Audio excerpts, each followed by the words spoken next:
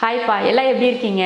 இன்றைக்கி நம்ம செரின் வீட்டு சாப்பாடில் ஒரு சூப்பரான ஒரு லஞ்ச் மெனு பண்ண போகிறோம். அதுவும் மருத்துவ குணமிக்க ஒரு குழம்பு தான் இன்றைக்கி நம்ம பண்ண போகிறோம்.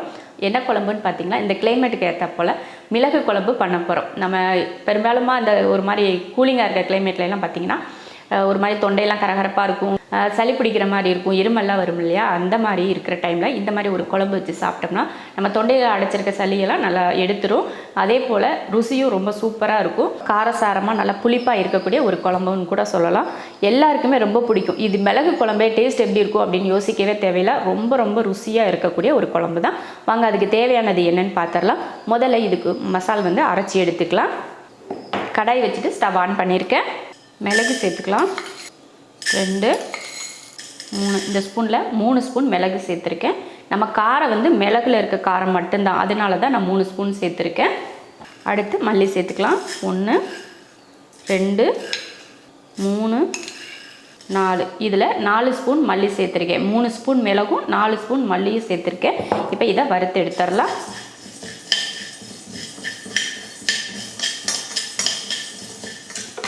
அவ்வளோதான், இந்த அளவுக்கு வறுத்துக்கிட்டால் போதும். இப்போ அடுப்பை ஆஃப் பண்ணிடலாம். இப்போ ஸ்டவ் ஆஃப் பண்ணியாச்சு. நம்ம வறுக்கிறப்ப பார்த்திங்கன்னா ஒரு மணம் வரும். அந்த வறுக்கிற மணம் அந்த மல்லிலையும் அந்த மிளகு எந்த மசால் வறுத்தாலுமே ஒரு மணம் வரும் பார்த்திங்களா, சூப்பரான மணம். அந்த மணம் வந்ததுக்கப்புறம் நம்ம அடுப்பை ஆஃப் பண்ணிக்கலாம். இப்போ அடுப்பை ஆஃப் பண்ணி இதை ஆற வச்சுட்டு பவுட்ரு பண்ணி எடுத்துக்கலாம். நல்லா ஆறிடுச்சு. இப்போ மிக்ஸி ஜாரில் போட்டுக்கலாம். பாருங்கள், இதில் வறுத்த மிளகையும் மல்லியும் சேர்த்தாச்சு. பவுட்ரு பண்ணிடலாம். பாருங்கள், பவுட்ரு பண்ணி எடுத்தாச்சு.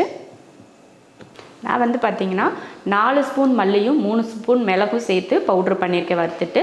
நீங்கள் பவுடராக சேர்க்குற மாதிரி இருந்துச்சுன்னா 2 ஸ்பூன் மிளகுத்தூளும் 3 ஸ்பூன் மல்லித்தூளும் சேர்த்துக்கோங்க. ஏன்னா நம்ம பவுடராக எடுக்கிறப்போ நிறைய கிடைக்கும் இல்லையா, அதனால் அந்த மாதிரி எடுத்துக்கோங்க. ஒருவேளை நீங்கள் மல்லியும் மிளகும் இல்லைன்னா நீங்கள் அந்த மாதிரி பவுடரை சேர்த்துக்கலாம். இப்போ ஸ்டவ் ஆன் பண்ணி எண்ணெய் ஊற்றிடலாம். எண்ணெய் ஊற்றி எண்ணெய் காஞ்சிடுச்சு. அதில் கொஞ்சம் வெந்தயம் சேர்த்துக்கோங்க. வெந்தயம் பொரிஞ்சதுமே கொஞ்சம் ஜீரகம், கருவேப்பிலை, ஒரு 20 போல் சின்ன வெங்காயம் நான் உரிச்சு அப்படியே முழுசாகவே சேர்த்துக்கிட்டேன்.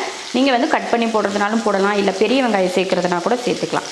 அதே போல் ஒரு 10 பல் பூண்டு, இதையும் வதக்கிடலாம்.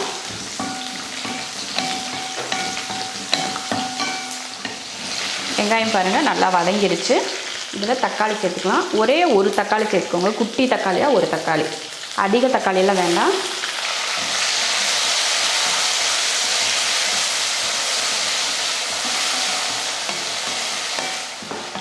தக்காளி போட்டு நல்லா வதங்கிடுச்சு பாருங்கள். அடுத்து கொஞ்சம் மஞ்சத்தூள், நம்ம பவுட்ரு பண்ணோம் இல்லையா அந்த மசாலாவையும் இதில் சேர்த்துடலாம். பவுட்ரு பண்ண முடியலைன்னா நீங்கள் தண்ணி ஊற்றி கூட அரைச்சிக்கலாம்.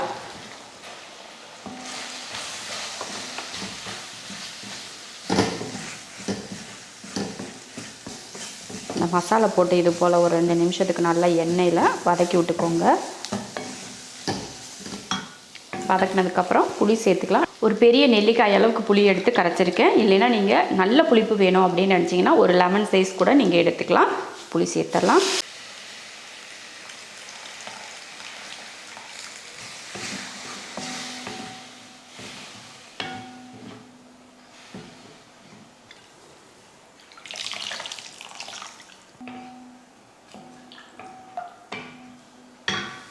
தேவையான உப்பு சேர்த்துட்டு கலந்து விட்டுக்கோங்க. உப்பு சேர்த்தாச்சு, கலந்து விட்டாச்சு. இப்போ மூடி வச்சிடலாம். ஒரு 5 நிமிஷத்துக்கு நல்லா வேக வச்சு இறக்கிக்கலாம். நல்லா அந்த குழம்பு நம்ம ஊற்றின தண்ணியெல்லாம் வற்றி நல்லா எண்ணெய் தெளிஞ்சு கெட்டி பக்குவத்துக்கு வரும். அப்போ நம்ம இறக்கிக்கலாம். இப்போ குழம்பு வேக வச்சு 5 நிமிஷம் ஆயிடுச்சு. எடுத்துடலாம். இப்போ இதில் கொஞ்சம் வெல்லம் சேர்த்துக்கலாம். இந்த ஸ்பூனில் ஒரு 2 ஸ்பூன் அளவுக்கு வெல்லம் சேர்த்துக்கோங்க. ஏன்னா மிளகுத்தூள் போட்டு ரொம்ப காரமாக இருக்கும் பார்த்திங்களா, அதனால் கொஞ்சம் வெல்லம் சேர்த்துக்கிட்டிங்கன்னா அந்த காரம் உங்களுக்கு அவ்வளோவா தெரியாது. அதனால தான் அடுப்பை சிம்மில் வச்சுட்டேன். இப்போ கொஞ்சம் வெல்லம் சேர்த்துடலாம். வெல்லம் சேர்த்துட்டு ஒரு 2 நிமிஷத்துக்கு அடுப்பை சிம்மில் வச்சுக்கோங்க. சிம்மில் வச்சு மூடி வச்சுட்டு ஒரு 2 நிமிஷம், கரெக்டாக ஒரு 2 நிமிஷம் டைம் கூட வச்சுக்கோங்க. அதுக்கப்புறமா ஆஃப் பண்ணிக்கலாம். அவ்வளோதான். இப்போ ஒரு 2 நிமிஷம் ஆயிடுச்சு. இப்போ குழம்பு லைட்டாக கிளறி விட்டுட்டு இறக்கிக்கலாம். அந்த வெல்லம் வந்து கரையிறதுக்காக தான் அந்த ஒரு 2 நிமிஷம் அந்த சூட்லேயே நம்ம வந்து வெல்லத்தை துருவி தானே போட்டிருக்கோம், அதனால் சீக்கிரமாக கரைஞ்சிரும். அவ்வளோதான். இப்போ இறக்கி வச்சிடலாம். இறக்கிடலாம். அடுத்து சாப்பாடு வச்சிடலாம். இந்த படியில் 1.5 படி அரிசி, 1 2 3, தேவையான உப்பு,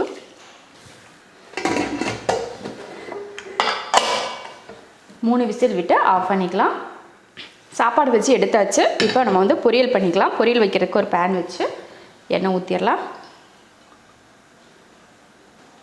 எண்ணெய் காஞ்சதுமே கடுகு, உளுந்து, கொஞ்சம் கருவேப்பிலை, வெங்காயம், ஒரு வெங்காயம் சேர்த்துருக்கேன்.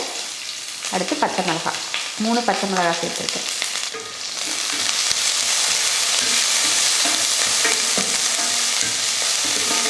வெங்காயம் இந்த அளவுக்கு வதங்கிட்டால் போதும். இதில் பீன்ஸ் சேர்த்துக்கலாம். நாங்கள் வந்து 200 கிராம் பீன்ஸ் எடுத்திருக்கேன், அதை சேர்த்துக்கலாம்.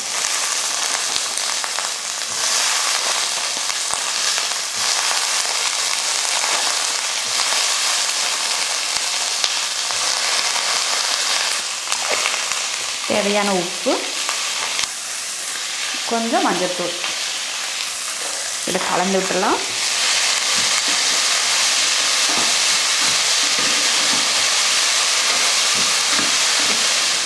கலந்து விட்டு கொஞ்சம் தண்ணி சேர்த்துக்கலாம். ஒரு 1/2 டம்ளர் அளவுக்கு தண்ணி சேர்த்துக்கோங்க. காய் வேகிறதுக்கு போதும். இந்த அளவுக்கு தண்ணி போதும். ரொம்பவும் காய் வெந்துச்சுனாலும் அந்த கலரும் மாறிடும். அதே போல் ரொம்ப குலைவாக இருக்கிற மாதிரி இருக்கும். கரெக்டாக இந்த தண்ணி வற்றுறதுக்கும் அந்த காய் வேகிறதுக்கும் கரெக்டாக இருக்கும். மூடி வச்சுட்டாலும் அப்பப்போ எடுத்து கிளறி விட்டுக்கோங்க. அப்போ தான் உங்களுக்கு காய் வந்து ஒன்று போல் வேகும். பாருங்கள், காயில் ஊற்றின தண்ணியெல்லாம் வற்றி காயும் நல்லா வெந்துருச்சு. கொஞ்சம் கூட தண்ணியில் பாருங்கள், சூப்பராக வெந்துருச்சு. இப்போ அடுப்பை ஆஃப் பண்ணிடலாம். ஆஃப் பண்ணிவிட்டு தேங்காய் துருவல் சேர்த்துக்கலாம்.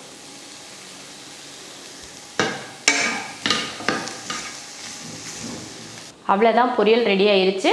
முன்னாடியே நம்ம குழம்பு ரெடி பண்ணிட்டோம் இல்லையா, சாதமும் விசில் வந்து ஆஃப் பண்ணியாச்சு. எல்லாம் ரெடி. ஸ்டீம் இறங்கினதுமே நம்ம சாப்பிட்றதுக்கு எடுத்துக்கலாம். சாதம், மிளகு குழம்பு, பீன்ஸ் பொரியல்.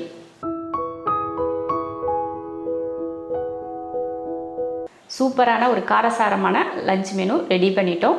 இது போல் நீங்களும் செஞ்சு பார்த்துட்டு எப்படி இருக்குன்னு சொல்லிட்டு கமெண்ட்டில் சொல்லுங்கள். பிடிச்சிருந்தா லைக் பண்ணிவிட்டு ஷேர் பண்ணிவிட்டு நம்ம ஷெரின் வீட்டு சாப்பாடு சேனலை சப்ஸ்கிரைப் பண்ணி பக்கத்தில் இருக்க பெல் ஐக்கானை கிளிக் பண்ணி வச்சுக்கோங்க.